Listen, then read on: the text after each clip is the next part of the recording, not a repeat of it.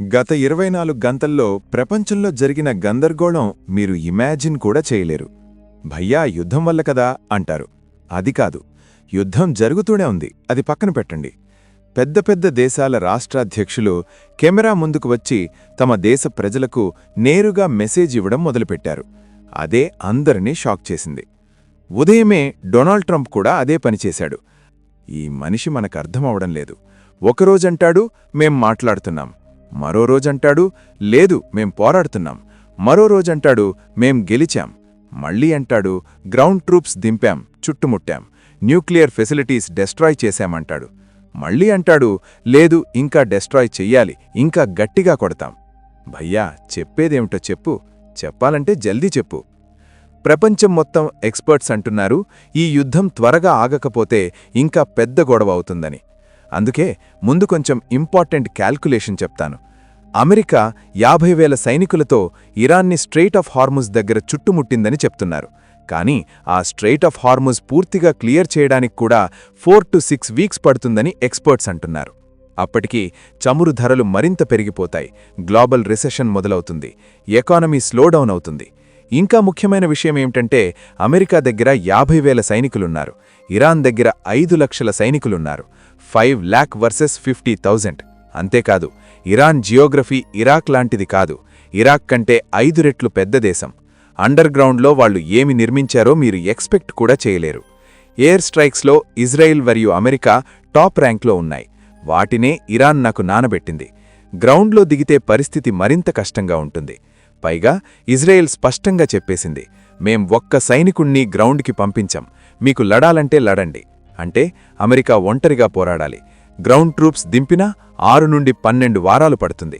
అందుకే అమెరికా ఒకసారి వెళ్తామంటోంది, మళ్ళీ వెళ్లమంటోంది, ఒకసారి గెలిచామంటోంది, మళ్ళీ ఇంకా కొట్టాలి అంటోంది. ట్రంప్ మాటల్లో క్లారిటీ లేకపోవడంతో ఇరాన్ కూడా వాళ్లని సీరియస్గా తీసుకోవడం లేదు. మీడియాలో సోషల్ మీడియాలో వాళ్లపై జోక్స్ చేస్తోంది. కానీ ఒక సీరియస్ విషయం జరిగింది. పెద్ద దేశాల రాష్ట్రాధ్యక్షులు తమ దేశ ప్రజలకు నేరుగా అడ్రస్ ఇవ్వడానికి వచ్చారు. వాళ్ళింత తొందరగా ఇలా చెయ్యరు. వాళ్ళొచ్చినప్పుడే ప్రపంచం అర్థం చేసుకుంది ఏదో పెద్దది జరుగుతోందని. బ్రిటిష్ ప్రైమ్ మినిస్టర్ కీయర్ స్టార్మర్ ముందుగా వచ్చారు. స్పష్టంగా చెప్పారు, ఇరాన్ యుద్ధం బ్రిటన్ యొక్క ఫ్యూచర్ని అఫెక్ట్ చేస్తుంది, కానీ ఈ ఫైనాన్షియల్ తుఫాన్ను మేము తట్టుకోవడానికి సిద్ధంగా ఉన్నాం. స్టార్మర్ ఇది బ్రిటన్ యొక్క యుద్ధమని యాక్సెప్ట్ చేయలేదు. డిప్లొమాటిక్ సొల్యూషన్ మీద మరియు స్ట్రెయిట్ ఆఫ్ హార్ముజ్ తెరవడం మీద ఎంఫసిస్ పెట్టారు. తరువాత ఆస్ట్రేలియా ప్రైమ్ మినిస్టర్ వంతొచ్చింది. ఆస్ట్రేలియా చరిత్రలో ఇది కేవలం 6వసారి ఒక ప్రైమ్ మినిస్టర్ దేశం పేరు అడ్రస్ చేశారు. అది వాళ్ల సీరియస్నెస్ చూపిస్తోంది. వారు యాక్సెప్ట్ చేశారు, మిడిల్ ఈస్ట్ వార్ వల్ల ఆస్ట్రేలియాలో పెట్రోల్ మరియు డీజిల్ ధరలు హిస్టరీలో హయ్యెస్ట్ లెవెల్కి చేరాయని. ఆస్ట్రేలియన్ సిటిజన్స్కి అపీల్ చేశారు, రాబోయే వీక్స్లో పబ్లిక్ ట్రాన్స్పోర్ట్ అంటే బస్, ట్రైన్ ఎక్కువగా వాడండి, ఎనర్జీ సేవ్ చేయండి, అవసరం కంటే ఎక్కువ పెట్రోల్ నింపుకోకండి, పానిక్ బయింగ్ వద్దు, కమ్యూనిటీలో మిగతా వాళ్లకు మరియు ఎసెన్షియల్ సర్వీసెస్కి సప్లై ఉండేలా చూడండి. వారు స్పష్టంగా చెప్పారు, ఆస్ట్రేలియా ఈ వార్లో యాక్టివ్ పార్టిసిపెంట్ కాదు, కానీ గ్లోబల్ ఎకానమీతో కనెక్ట్ అయి ఉండడంతో దెబ్బలు తింటోంది. రాబోయే నెలలు ఈజీగా ఉండవు. గవర్నమెంట్ వార్ యొక్క ఎకనామిక్ ఎఫెక్ట్స్ను పూర్తిగా తొలగించలేదు, కానీ ప్రొటెక్ట్ చేయడానికి ప్రయత్నిస్తోంది అని చెప్పారు. బ్రిటన్ ఇప్పటికే పబ్లిక్ని కామ్ చేయడానికి ఎనర్జీ సబ్సిడీస్ కోసం 15 బిలియన్ యూరోస్ ప్యాకేజ్ అనౌన్స్ చేసింది. అది వాళ్ల ఎకానమీ మీద మరింత ప్రెషర్ పెడుతోంది. జపాన్ కూడా డిఫెన్స్ మరియు ఎనర్జీ సెక్యూరిటీ కోసం 2026 బడ్జెట్లో 8% ఎక్స్ట్రా ఇంక్రీజ్ ప్రపోజ్ చేసింది. గల్ఫ్ టెన్షన్ వల్ల గ్లోబల్ ఆయిల్ ప్రొడక్షన్ రోజుకి 2.5 మిలియన్ బ్యారెల్స్ తగ్గిపోయింది. ప్రపంచ దేశాల నాయకుల ఏడుపు చూశాం. కానీ మన దేశంలో ఏం జరుగుతోంది? నిన్న prime minister Modi CCS cabinet committee on security meeting నిర్వహించారు.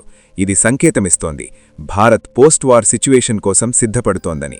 భారత్ మీడియేటర్ పాత్ర పోషించవచ్చు, లేదా కనీసం గల్ఫ్లో చిక్కుకున్న మన పౌరులను మరియు ఎనర్జీ ఇంట్రెస్ట్స్ని సెక్యూర్ చేసే ఫైనల్ బ్లూ ప్రింట్ తయారు చేస్తోంది.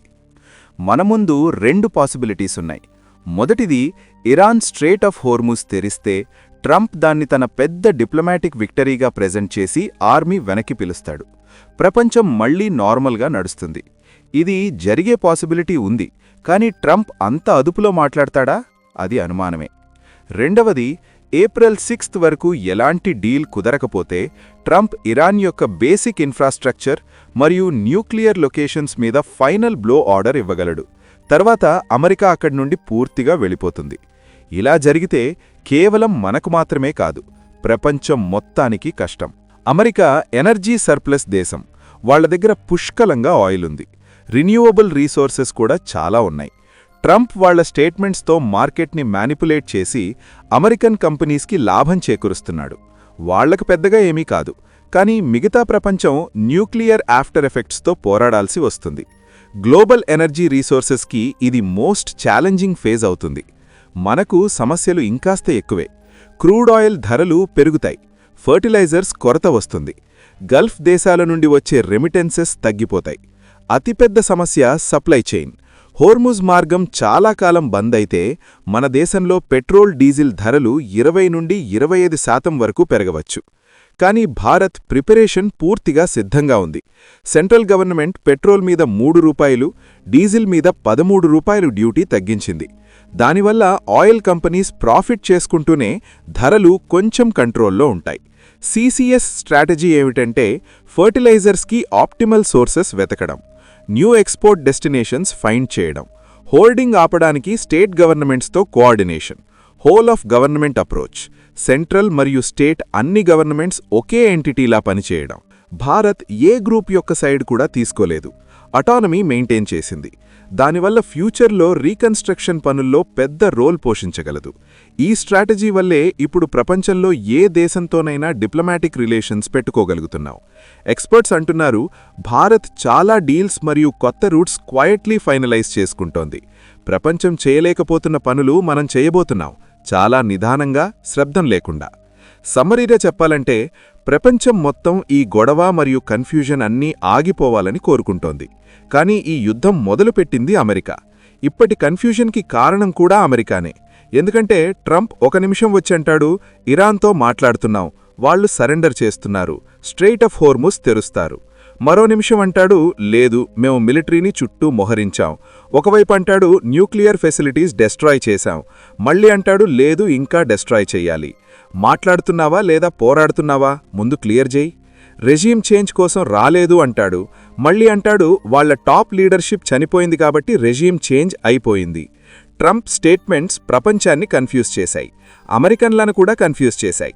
అందుకే లక్షల మంది అమెరికన్లు ఇప్పుడు స్ట్రీట్స్ మీద ఉన్నారు, ట్రంప్కి వ్యతిరేకంగా ప్రొటెస్ట్స్ చేస్తున్నారు. మిగతా దేశాలు మరియు హెడ్ ఆఫ్ స్టేట్స్ నెమ్మదిగా అమెరికా మరియు ట్రంప్ నుండి దూరం అవుతున్నారు. ఎందుకంటే వాళ్లకు ఎలాంటి క్లారిటీ కనిపించడం లేదు.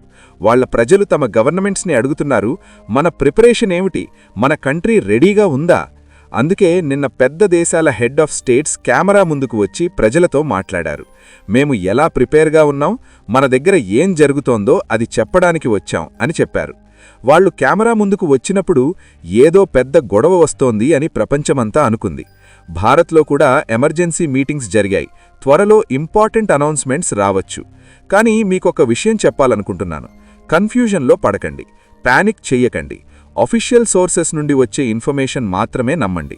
వాట్సాప్ ఫార్వర్డ్ మెసేజెస్ నమ్మకండి. ఎందుకంటే చూడండి, అమెరికా ప్రెసిడెంట్ మాట్లాడిన మాటే నమ్మలేకపోతున్నావు, వాట్సాప్ మెసేజ్ నమ్ముతావా? ట్రంప్ తన మాటల నుండే వెనక్కి వస్తున్నాడు. వాట్సాప్ మెసేజెస్ ఫేక్ కూడా అయి ఉండవచ్చు. నిన్న ఏప్రిల్ 1 రోజు లాక్డౌన్ గురించి ఫేక్ డాక్యుమెంట్స్ కూడా వైరల్ అయ్యాయి. తర్వాత ఏప్రిల్ ఫూల్ మెసేజ్ వచ్చింది. కాబట్టి మెంటల్గా స్ట్రాంగ్గా ఉండండి, యోగా చేయండి.